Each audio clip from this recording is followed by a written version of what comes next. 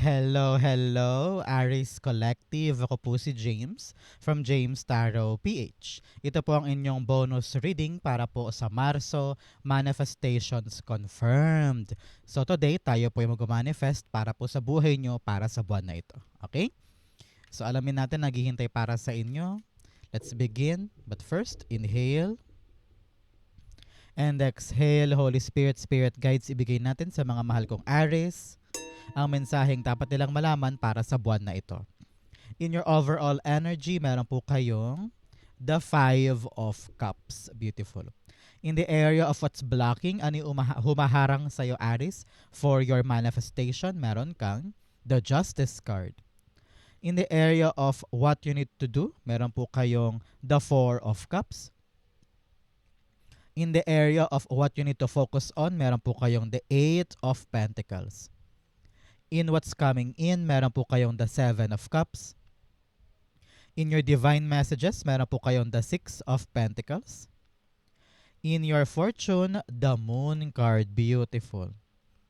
In your near future, meron po kayong the Page of Wands. Lovely. At ang missing puzzle piece po, ang kulang na kulang para talagang yung manifestation mo yung makuha mo na. Ito po yun, mamaya sabay-sabay natin siyang bubuksan sa dulo ng ating reading. But first, mga mahal kong Aries, thank you po muna sa lahat po ng mga hindi nag-i-skip ng ads. Malaking tulong po talaga para sa akin yan. Every time po na meron tayong libreng reading para po sa inyo. Salamat din po sa bawat like and comment. Malaking tulong din po yan every upload. So continue liking and continue commenting. Malaking support na po yan para sa akin. Thank you. So, in the background of your deck, meron po kayong the Chariot card. Kayo po'y tinatawag ng yung Spirit Guides Aries to really charge forward. Bitawan mo na yung mga bagay na wala nang saysay para sa'yo. Especially, tinan mo siya yung nasa likod niya ay parang kastilyo, parang syudad, na dyan siya pinanganak, dyan siya talaga maraming past o maraming history, pero ready na siyang kalimutan yon at umabante sa buhay. Maaring past job yan, or past love life pwede din, or mga past mong pangarap, o kaya mga past mong pinaniwalaan. Ngayon, ready ka na umabante sa buhay, and you are now about to create a new life, a new journey, a new story. No? Kaya kung ano man to ginagawa mo ngayon, Aries, kayo po yung tinatawag ng yung spirit guides to really transition. Transition from one place to the other, one job to the other, or one life aspect to the other. Kung dati ikaw ay single, pwedeng kakaroon ka na ng jowa. O kaya kung ikaw ay walang trabaho, ngayon umaabante ka na into ay employed, unemployed status, di ba? O kaya ikaw ay lilipat na ibang bahay, pwede rin. Definitely may movement. Kung ano man ang itsura niyan sa buhay mo, may movement sa'yo. Kaya maganda ito. Sinasabi ng yung spirit guides kung alam mong kailangan mo ng gumalaw, kailangan mo ng umabante, kailangan mo ng mag-move forward, now is the right time for you to be strong and fight for it. Okay? Good luck and congrats po sa inyong bagong journey at mga bagong endeavor. Congrats po.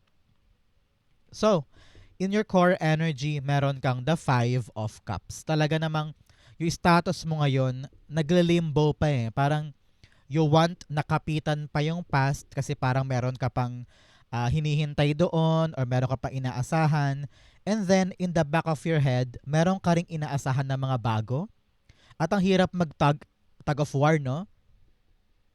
Parang hindi mo alam kung ready ka na bang bumitaw para yakapin yung bago or kakapit ka pa rin ba sa mga bagay na alam mong wala ka nang aasahan.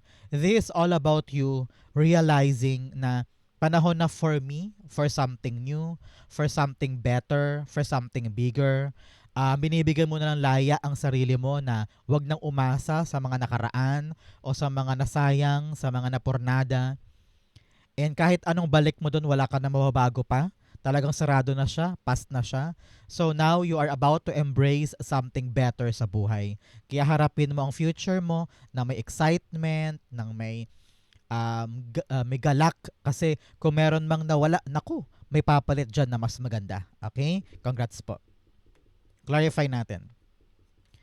The Five of Cups being clarified by you have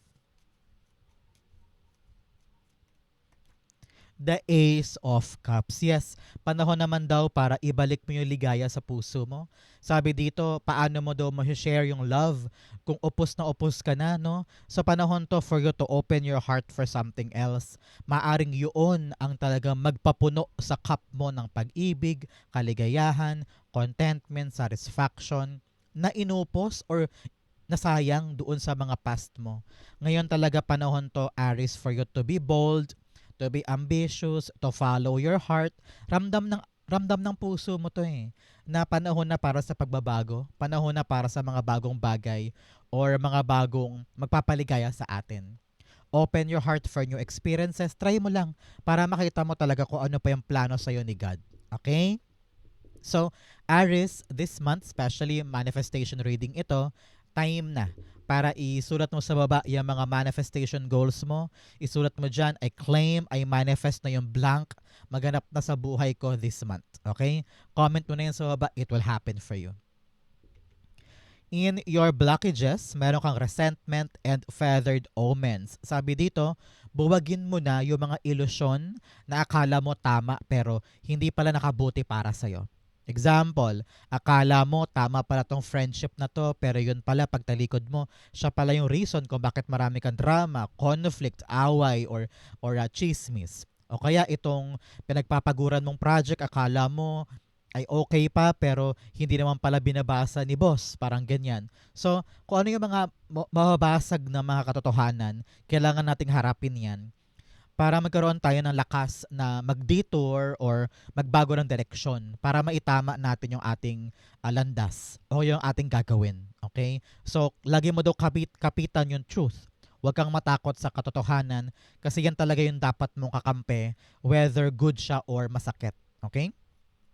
You also have resentment. Sabi dito, marami kang kinikimkim na galit. Marami kang kinikimkim na poot, sama ng loob, or tampo. Pwede rin tampo ito, kasing babaw ng tampo o kasing lalim ng poot. Pwede yung kakaiba sa inyo yan. Iba-iba naman kayo, Aries, di ba? So sabi dito, pakawalan mo na yung galit. Pakawalan mo na yung pain. Pakawalan mo na yung resentment mo. Dahil ang bumibigat hindi yung sa kaaway mo sa'yo So, kailangan mo talagang pakawalan yan para makalaya ka na at makita mo talaga yung kaligayahan at yung mga blessing na para sa'yo. Okay? In what's blocking your energy, meron kang justice card. Sabi dito ng iyong spirit guides, panahon na to para tignan mo yung katotohanan. Harapin mo yung painful truth about something para makapag-move on ka na. Meron ka pa kasing inaasahan sa isang tao o sa isang bagay At parang feeling ko dito, either nabubulagan ka lang sa naipangako o sa ganda ng vision na yon, kaya hanggang ngayon kumakapit ka pa rin. Sabi dito, huy, face the truth. Harapin mo to ng buong buo. Huwag iwasan, huwag itanggi. Kung kailangan mo ngayon kumalkal ng impormasyon, mag-research para malaman mo kung ano ba talaga ang totoo sa mga pilit mo pang hinahabol o mga pilit mo pang tinitignan kung may chance pa. Kausapin mo na daw, prangkahan na, para makita mo kung may aasahan pa ba o wala para madali na sa iyong yakapin yung mga bagong bagay. Pinapayuhan ka rin dito, Aries, na huwag kang umasa basta-basta o huwag ka basta-basta maniniwala sa pinangako, sa sinabi, sa matamis sa salita. You always need something na mapanghahawakan mo para alam mong legit, totoo, at talaga namang realistic yung sinasabi sa'yo. Kaya panghawakan mo lagi ang truth by your side. You will never go wrong. Okay? Clarify natin. So how are you today, Aries? Ikaw ba'y nanonood ng ating reading while papuntang trabaho o bago matulog o habang naglalaba o nagluluto? Comment down below. Justice card. The Nine of Cups. Yes, pagdating daw sa iyong mga wish. Alam mo na, Aries, kapag lumalabas to sa aking reading, time mo na to make a wish. So ngayon pumikit ka na. I-wish mo na yan. Okay? So, the Nine of Cups, sabi dito, patungkol sa mga pangarap mo, patungkol sa mga goals mo this time, kailangan daw mag-research tayo. Maghanap tayo ng maraming paraan para alam natin kung paano natin siya kukunin. Example, ang dream mo ngayon ay mapagtapos sa college ang anak at ang only job na available ay pumunta ng New Zealand. Halimbawa lang. So yung dream na yon napakalinaw. Mapagraduate ang anak, tapos makapasa sa New Zealand para magkaroon ng trabaho. Ang tanong, ano yung mga legit na trabaho? Ano yung kinakailangan doon ng credentials? Kailangan ba mag-training? Kailangan ba ng mag-aral ng kung ano-ano? Kailangan ba ng certificate? Kung ano yung mga yun ang kailangan mong hanapin this time. Kailangan meron ka mapanghahawakan na bagay para ito'y maganap. Parang ganon, okay? Halimbawa din sa negosyo mo, kung pangarap mo makabenta ng milk tea sa may mall, talagang mabenta, yun ang goal mo. Kailangan mo i-research yung market ng gusto mong ibenta para malaman mo kung paano siya mailalako or paano siya makakalapit sa demographic na gusto mo. Parang ganon, di ba? So, inaaral dapat yung hakbang patungo sa iyong pangarap. Humahad lang sa iyo dito ay yung para bagang padalos-dalos. Lagi daw pabara-bara lang or iniisip mo, kaya ko na yan, okay na yan. Pero dito sabi, hindi pwedeng mataas ang pride, hindi pwedeng kung ano lang yung naisip eh. Huwag kang pakampante sa mga naisip mo lang. Kailangan dito malalimang pag-aaral para ito'y matupad. Okay? Importante yan. In the area of what you need to do, meron kang the Four of Cups. Sabi dito, alam mo naman eh na ilang beses ka nang nag-fail, ilang beses ka nang sumubok, ligwak, sumubok, lagapa, sumubok, talagang umiyak ka pa nga. Pero sabi dito, huwag mo nang iyakan pa o huwag mo nang panghinayangan pa yung mga nangyari in the past. Meron ka daw mga lessons na nakuha, di ba? Meron kang mga talagang mga bagay na nadala ka na or talagang tumatak sa isip at puso mo. Gamitin mo yun bilang green flag and red flag para kapag dumating itong bagong bagay o bagong opportunity, yakapin mo. And then, i-apply mo dyan lahat ng lesson na nakuha mo from the past endeavor. You are now a better Aris. You are now a better person. Kaya, huwag katakutan na tumanggap ng mga bagong bagay. Maaring yan pala talaga yung para sa'yo. Okay? Be open to new things. Be open to new opportunities na siguro hindi ka hawig ng mga nauna, pero at least dito may chance ka. Okay? Parang ganon. Four of Cups is being clarified by the Ten of Swords. Sabi dito, gusto mo ba talagang makabangon? Gusto mo daw ba talaga makabawi sa buhay at huwag nang magdusa at huwag nang maghirap at talaga namang hindi ka na mag-struggle? Eh di i-accept mo tong offer na to. Tingnan mo, bigyan mo siya ng chance. Kung ano naman tong pintuan, opportunity, or blessing na dumarating sa life mo this time na hindi mo naman hinangad at talagang nakatingin ka pa sa mga bagay na pinapanghinayangan mo, maaring yan na pala yun. Baka yan talaga yung plano sa iyo ni God para makabawi ka na. So ngayon, bangon, choose to, see the beauty of everything. Makita mo yung potential ng mga bagong bagay na maaari mong gamitin, mga maaari mong pasukin. Alam mo, ramdam mo yan eh. Ikaw makakaramdam kung yan ba talaga yung para sa'yo. Kaya galingan mo. Kung sakaling yayakapin mo yan, kasi ito yung chance mo para makabawi at saka makawala na doon sa struggle na matagal mong kinalugmukan. Okay? Importante yan for you. The sun is rising, may bagong pag-asa, kaya magalak ka sa mga paparating. Okay? In the area of what you need to focus on, meron po kayong the Eight of Pentacles. Sabi dito, mag-focus ka daw, Aries, sa pagpapalakas ng iyong skills. Okay? Example, merong bagong trabaho, kung ano yung required doon, aralin mo para ikaw talaga yung swak doon sa position na yan. O kaya kung ikaw ay nagkatrabaho ngayon to open a new endeavor, magbubukas ng bagong negosyo, kasi passion mo yan, di ba, diyan ka magaling. Nakikita ko dito sabi, aralin mo daw mabuti. Kung kailangan mo mag-research, manood ng YouTube tutorial, or mag-undergo ng training, seminar, or masteral, doctoral, ito yung buwan talaga, Aris, na papayabungin natin, papalakihin natin, papataasin natin yung antas ng yung knowledge about something. Hindi ko naman sinabing kailangan mo ulit mag-aral sa school. But there are better ways to really study kung ano man yung papasukin mo na gusto mong umunlad. Halimbawa, yung negosyo mo, gusto mong dumami yung customer. So, aaralin mo yung pwesto mo. Ano ba dito yung mabenta, alin ang hindi, ano kaya yung pakulo na pwede kong gawin para ito ay pasukin o dayuhin ng maraming customers, mga ganon. So, work on your skills para yung inaasikaso ay magkaroon ng magandang bunga. Okay? Clarify natin. The Eight of Pentacles being clarified by? Oops! Tatlo sila, madami. Eight of Pentacles being clarified by the Queen of Wands. Be confident daw. Maging confident ka sa kaya mong gawin, sa kaya mo ibigay. Huwag kang mataranta at huwag mo daw pagdududahan ang iyong sarili. Nakita ko dito na for many times, ilang kang kumausap ng ibang tao, nahihiya ka, nanliliit ka, parang feeling mo, I am not better than anybody else or I don't deserve this. Lagi mo daw minamalit ang sarili. Kaya ngayon, keber ka na sa ibang tao, deadma ka na. Always focus on your journey, your own journey. Mahalin mo tong passion mo, mahalin mo tong tinatrabaho mo, maaring negosyo to, project, o kaya ay talagang trabaho. Because nakita ko na your passion will ignite a beautiful life force para sa iyo eh.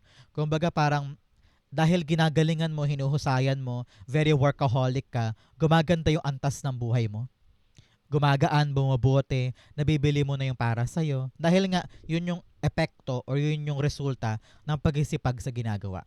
So, sabi talaga dito, your hard work will be very noticed and you will reap the happiness na kadulot nito. Okay? Congrats po para sa inyo. Kaya ngayon, magtiwala ka sa skills mo. Believe in yourself, kayang-kaya mong pagtagumpayan yung inaasikaso mo na yan. Walang iba magtitiwala sa'yo kundi ikaw mismo. Okay? In what's coming in, meron kang grounding.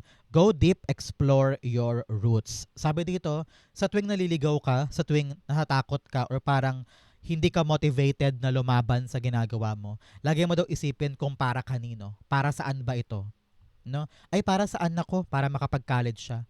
Ay para sa magulang ko for their maintenance. Ay para sa amin makabayad ng utang. Kung ano yung rason kung bakit ka nagsisipag ng ganyan, lagi mo daw isipin yun para tumapang ka pa at magkaroon ng energy to really get the good outcome sa tinatrabaho mong yan. Okay? You also have fellow travelers. Support is all around you. Huwag ka daw mag-alala. May mga taong tutulong sa'yo para maasikaso yan. Hindi ka nag-iisa. Ang kailangan lang talaga sa'yo ay fighting spirit to carry on. Walang susuporta sa'yo kung wala kang kahandaan na ipaglaban yung gusto mo. No? People will gather for you. Pero kailangan ikaw mismo unang hahakbang para yan ay matupad. Okay? In the area of what's coming in, meron kang the Seven of Cups. Kitang-kita ko dito, marami kang options na naiisip. Especially pagdating sa kaperahan or para sa career mo, na parang ang daming potential sa paligid, hindi ko alam kung ito ba ang gusto ko, ito ba ang sapat sa akin, dito ba ako swak, malaki ba sweldo dito, magiging maligaya ba ako dyan? Ang daming option. Actually, maganda sana siyang problema. Pero dahil marami nga siyang options, nalilito ka na. Hindi mo na alam kung alin ba dyan ang dapat unahin, alin ba dyan ang para sa akin, safe ba ako dyan? Parang ganun eh. Sa panahon to, really, Aries 2, ask your heart. Alam ng puso mo, alam ng intuition mo kung ano yung dapat mong piliin. Huwag ka nang makinig pa sa opinion ng iba. Huwag ka nang makinig pa sa judgment nila. Kung ano yung pakiramdam mong tama kong unahin o tama kong piliin, yun ang piliin mo. Kapag payapa sa puso, talaga namang that is the right choice. Okay? Clarify natin to. The Seven of Cups is being clarified by you have the Lover's card. Yes, it's all about your choices. It's all about yung mga bagay or taong papanindigan mo pagdating sa dreams mo na ito. Sabi dito, kapag ikaw ay nakapamili na, kapag luminaw na sa isip mo kung ano talaga ang gusto mo, panindigan mo daw yan. Okay? It's all about you giving your full commitment sa kabila ng mga kalituhan. Kaya sabi dito, panahon na to really mag-align ang puso at isip para iisa ang gustong gawin. Kasi kapag nag-align yan, madali sa yung piliin itong bagay na ito at madali sa yung panindigan iyan. Okay? Napakaganda for you. Isa isip mo yan, isa puso mo yan. Kalinawan tukol sa yung choices is coming. Okay? Congrats po. In your divine messages, meron kang you and your loved ones are safe. Wow, i-claim mo to, Aries. Ikaw at saka yung mga loved ones mo ay ligtas this time. Congrats po. I-claim mo yan. You also have meditate and contemplate. Sabi dito, pagmuni-munihan, pag-isip-isipan, kailangan mong mag-meditate doing yoga, lakad-lakad sa park, sa garden, para makapag-isip ng tama sa mga dapat mong aksyonan, dapat piliin. Kasi kailangan mo tong panindigan eh. Kailangan mo tong hawakan because malaking responsibility ang kaakibat ng choice na yon. Okay? In your divine messages, meron kang the Six of Pentacles. Sabi dito ng iyong spirit guides, panahon na para bawiin mo na yung mga ini-effort mo na walang pinapatunguhan. Example, effort ka ng effort sa kaibigan mo na ito, pero in return, puro sakit ng ulo binibigay niya sa'yo.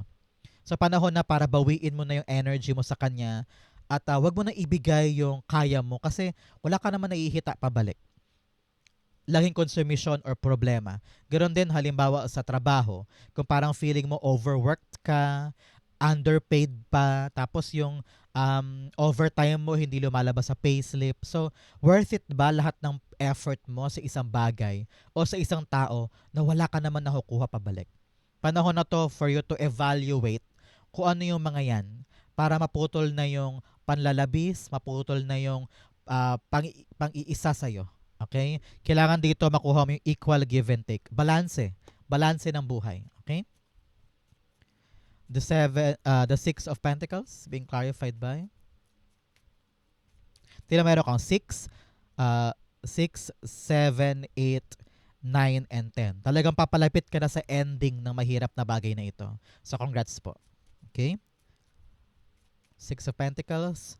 The Ten of Cups. Meron kang 10 here. Talaga namang completion, accomplishment, closure, no? Nakita ko rin dito na parang panahon na for you to level up or to find your true happiness na hindi mo makukuha sa very transactional na ugnayan. Yung parang feeling mo luging-lugi ka, parang feeling mo ikaw lang ang may gusto o ikaw lang yung nagbibigay ng energy pero yung katapat mo parang wala. So now, sabi dito ng yung spirit guides, panahon na to give more attention, to give more effort sa mga bagay na alam mong kaligayahan ng dulot sa'yo, na genuine, totoo, talagang tatagal and long-lasting. Maaring love for the family, love for your kids, love for your partner, no? And doon mo na ibaling yung pag-ibig na alam mong kayang suklian, na alam mong worth it. Okay? Importante yan. Especially yung mga kaligayahan mo. Your own genuine happiness, yun ang kailangan mong timbangin. Yun ang kailangan mong kunin this time. Huwag ka na magsakripisyo para sa mga taong alam mong pag sila naman ang kailangan, wala sila para sa'yo. Okay? Learn to be, I don't know why. Narinig ko, learn to be selfish this time. Parang ganun. Okay? In your fortune, bigyan kita ng casket, someone going out of your life, or the end of a situation. Yes, sabi ko nga sa inyo, 6, 7, 8, 9, 10, talagang ending na isang sitwasyon na mabigat sa'yo. Congrats po. You also have purse, pay attention to your finances. Sabi dito, tignang mabuti ang mga gastusin, ang mga budgeting, sweldo, mga bills. Kailangan daw ay nakatutok ka dyan to make sure na walang nasasayang at lumalabas-pasok na pera na baka hindi mahawakang mabuti. Okay? You have goldfish, increase in material wealth or spiritual growth. Sabi dito, may paglago daw kasi ang kaperahan mo, kaya kailangan talagang bantayan. Okay? You also have door, opportunities are waiting for you. Wow! I-claim mo to, sa'yo to, a new door, a new opportunity is waiting for you. Yun talaga yung sabi sa atin ni Four of Cups kanina, yakapin yung mga bagong bagay at bumangon ka para sa bagong simula ng life mo. Okay? In your fortune, meron kang the moon card. Sabi dito, napakaganda, all of your questions, lahat ng mga kalabuan mo will now find the answers. Meron ka rin daw temporary problem na bigla-bigla matatapos, mapuputol, meron biglang solusyon, tapos ikaw parang makakahinga ka na ng maluwag kasi nakalagpas ka na doon. Congrats po. Kung ikaw man ay sumasapit ng dark nights, no? Talaga namang mahidilim na parte ng buhay ito nakaraan, unti-unti na yung liliwanag at ending na ng temporary problem na ito. Congrats po. Okay? Clarify natin. Nakita ko rin dito na this month, yung mga fears mo, yung mga illusions, mabubuwag na talaga yan at tatapang ka na suungin yung bagong landas with faith, with trust kay God at saka trust sa sarili mo. Congrats po. Moon card, The Six of Cups. Yes, really, triumph over obstacle. Nalagpasan mo na yung pinakamahirap na parte ng inaasikaso mong ito. At unti-unti nang lumilinaw sa'yo yung saysay, yung purpose, pati rin yung patutunguhan nito. Kumbaga, wala nang delay, wala nang confusion, wala nang mga unclear things. Dahil nalagpasan mo na, unti-unti nang nabubuo yung pundasyon para sa bagong buhay. Okay? Kaya idiretso mo lang yan, have faith, manalig sa iyong intuition, ilaban mo to para magkaroon ka ng triumph over obstacle. May detour, merong positive shift na mangyayari, congrats po. Kung dati lubak-lubak, ngayon biglang smooth sailing na ang andar. Congrats po, okay? A positive shift ang dapat mong asahan. In your near future, meron kang page of wands. Sabi dito, in the near future, talaga namang meron kang yayakapin. Oh. Inaaral mo, papanindigan mo. Sabi mo, try ko lang, subukan ko lang, aaralin ko to. Kayang-kaya ko to. I will give this a chance. Mag-experiment ako ngayon, mag-explore ako ngayon, para makita ko talaga kung ano yung swak para sa akin. Kitang-kita ko dito na after mong mawala yung confusion at meron ka nang yayakapin na isang bagay na papanindigan mo, ito yun, darating talaga yung katuparan sa yung reality at ang kailangan mo talaga yung humakbang dire-diretso. Okay? The Page of Wands, clarify natin. Narinig ko, good news yan. Para sa mga naghihintay ng magandang oportunidad, yung Page of Wands po ay sign for you that it will happen. Okay? Page of Wands, the Magician card. Yes, manifestation coming true. Magalak ka, i-claim mo to. Meron kang minanifest na talaga namang darating sa buhay mo this time. Iyayakapin mo at bibigyan mo ng pagkakataon na mag-grow. Congrats po, okay? I-claim mo na yan, para sa iyo yan. Ang missing puzzle piece sa buhay ni Aries ay the Wheel of Fortune. Sabi dito, kailangan talaga nating paikutin ang ating kapalaran. Ibig sabihin, now is the right time for you to effort, to give your energy tungkol sa isang bagay para ito'y patuloy na umikot at hindi na huminto. No? Sabi dito, example, meron kang nakikitang opportunity doon. Sabi mo, ang ganda, maganda yung sweldo. Mag-a-apply ka ba? Kikilos ka ba dyan? Mag-aaral ka ba mag-interview? Mag-aaral ka ba mag-English mo para pag na-interview kay okay ka? Ano yung effort na binibigay ni Aries para yung blessing ay makuha niya? Kailangan aligned ka doon para ito'y umikot na mabilis in your favor. No? Narinig ko, alam mo, ikaw daw magpapaikot ng magandang kapalaran mo. Hindi pwede naghihintay ka lang sa ibang tao or maghihintay ka doon na right timing. No. Right timing is when you are ready to fight. Yun yung right timing. Okay? Wheel of Fortune. The Star card. Wow. Sabi dito, abot kamay ang pangarap eh. Abot kamay ang goal mo. Minanifest mo nga, di ba, dumating. So sabi dito, ang kulang kasi ay hope. Yung pag-asa sa puso mo na, akin to, kaya ko to, maabot ko to. Walang duda, walang pagdadalawang isip. Yun ang kailangan mo daw para yung manifestation mo talagang maganap na. At yung swerte ay kumapit sa'yo. You need to believe and you need na wag mag-quit sa mga bagay na alam mong para sa'yo. Patuloy na manalangin, patuloy na kumilos para ito'y magdire-diretso at mag-gain ng momentum sa part mo. Okay? Ganun kasimple pala ang kailangan mo eh. Manalig, kumilos, wag bumitaw, mapapasayo ito. Okay? Napakadali pala para sa'yo, Aries. Napakaganda. Okay? So, Aries, yan po ang inyong March manifestation reading. Sa po kayo nakaresonate, comment down below, babasahin ko po yan. Manifestation dusts po para sa inyo. After watching this video, solve na yan at makukuha mo na yung manifestation mo na yan. Thank you, Holy Spirit, Spirit Guides, for the clarity and messages na dapat malaman ng mga Aries today. Your manifestation is now coming true. Okay? Thank you po for watching hanggang dulo, mga mahal kong Aries. I love you. This has been James for James Tarot PH. God bless everybody.